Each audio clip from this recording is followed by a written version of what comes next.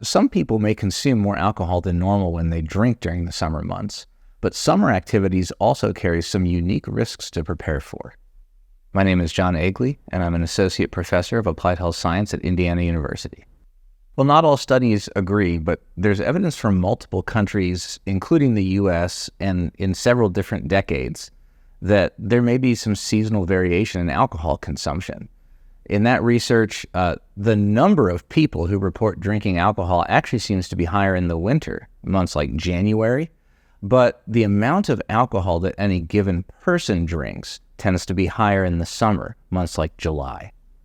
Drinking a lot of alcohol in a compressed period of time, sometimes called binge drinking, results in an elevated blood alcohol content, or BAC, although any amount of alcohol consumption increases your BAC to some degree.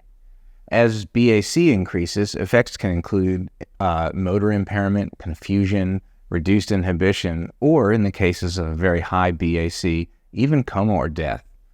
The exact effects that alcohol will have on a person vary based on a variety of factors such as general health, but the amount of alcohol and the speed with which it's consumed play a major role in the overall effects of drinking alcohol.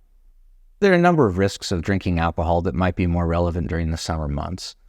People generally understand the risks associated with, say, drinking and driving, but there are summer activities that also don't mix especially well with alcohol, like swimming.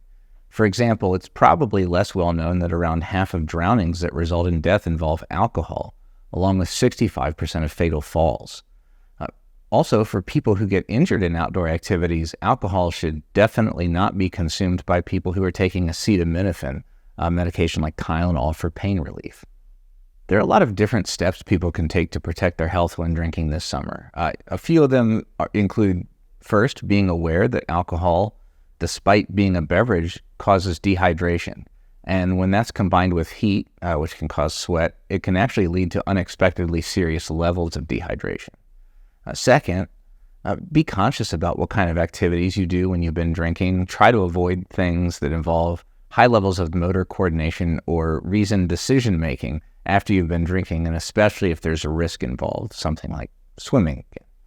And finally, don't let the reduced inhibitions from alcohol prevent you from taking ordinary precautions for summer months, like wearing sunscreen.